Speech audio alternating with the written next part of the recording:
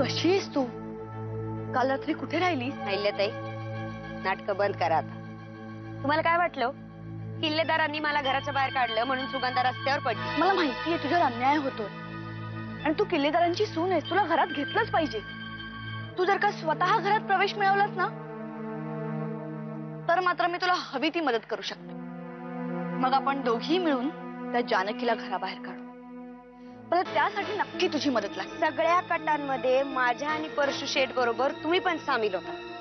पण ऐन टायमाला पोलिसांपासून स्वतःची कातडी बरी वाचवली आणि आम्हाला पाठवलं जेलमध्ये सडायला. अगं 2 ऑक्टोबर ते 8 ऑक्टोबर हा आठवडा जॉय ऑफ गिव्हिंग वीक म्हणून साजरा केला जाणार आहे. म्हणजे त्या दिवशी ना वेगवेगळ्या संस्था किंवा मोठमोठी माणसं, शाळा, कॉलेजेस वेगवेगळे कार्यक्रम करणार आहेत. मुळात जॉय ऑफ गिव्हिंग म्हणजे काय तर दुसऱ्याला देण्याचा आनंद. बाबा वेगवेगळ्या संस्थांना देणग्या देतात किंवा आपणही कोणाला पैशाची मदत करतो, पण ते ठरवून करतो का? कोणी समोरून आपल्याकडे आलं आणि आपल्याला जर ते सहज शक्य असेल तर आपण करतो ना. मग ही अशीच मदत नेहमी करण्याची सवय लागावी ना, म्हणून हा उपक्रम राबवला जातो. आता माझ्या लक्षात येतं याचं महत्व. अगं अमृता, मग आपण एक काम करू शकतो. युवराजला ज्या संस्थेतून दत्तक घेतलंय ना त्या संस्थेतल्या लहान मुलांसाठी आपण खेळणी पाठवू शकतो, त्यांना खाणं पाठवू शकतो, तिकडे जाऊन त्यांच्याशी खेळू शकतो, त्यांच्याशी बोलू शकतो.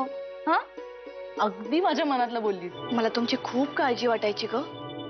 तुम्ही कसे आहात, तुम्हाला त्रास तर होत नाहीये ना? रात्र रात्र झोप लागायची नाही मला. हो, अहो मग इतके दिवसात कधी जेलात भेटायला नाही आलात आम्हाला? ते तुम्हाला अटक झाल्यानंतर घरात काय काय घडलं तुला नाही माहिती. मी घरात न गेल्यानंतर घरात काय झालं याच्याशी मला काडीचंही घेणं देणं नाही. मी आता घरात शिरण्याची काय आयडिया आहे का तुमच्याकडे तर बोला. एक आयडिया होऊ शकते.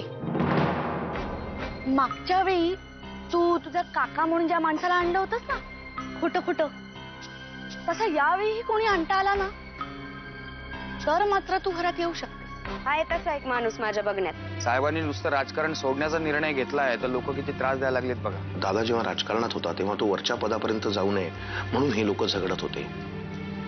आणि आता तो राजकारणात बाहेर पडलाय तरी त्याला स्वस्त जगू देत नाही. दादाच्या घरात काही सापडलं असतं ना तिथे तर या लोकांनी त्याचं जगणं अवघड करून टाकलं असतं वाकणीस.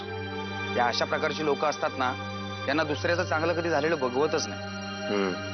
पण बंगला का, आपण वाड्यात का नाही राहणार? वाडा आता जुना झालाय, त्याची डागडुजी करत बसण्यापेक्षा मला वाटतं आपण रिकन्स्ट्रक्ट केला तो तर त्याचं रूपांतर एखाद्या हेरिटेज हॉटेलमध्ये होऊ शकतं. त्या वाड्याच्या उंबरठ्यावर बसून तुम्ही आपल्या घरी येणाऱ्या पाहुण्यांची वाट पाहिली असेल, जिन्यामध्ये पकडापकडी खेळला असाल, त्या सगळ्या आठवणी जाणार ना? आता बाई तुझ्या भावना कळतायत आम्हाला.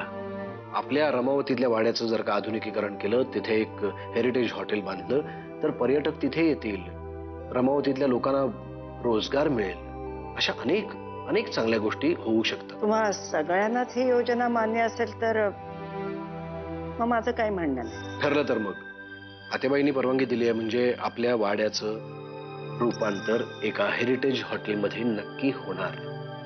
रमावतीच्या वाड्याचं हॉटेल करायचं?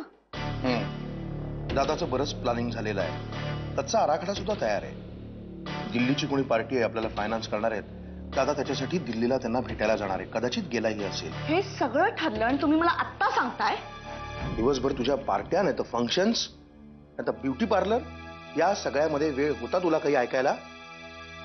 नशीब समज तू आत्ता आल्यानंतर मी तुला सांगतोय तरी, आणि पुन्हा ह्या आवाजात माझ्याशी बोलू नकोस. अहो पण अचानक वाडा हॉटेलमध्ये कन्वर्ट करायचा प्रस्ताव म्हणजे? आपल्या सगळ्यांसाठीच एक उत्तम योजना आहे ती. स्पष्टच सांगते, जर का वाड्याचे हिस्से होणार असतील तर त्यातला 50% शेअर आपल्याला मिळायला हवा.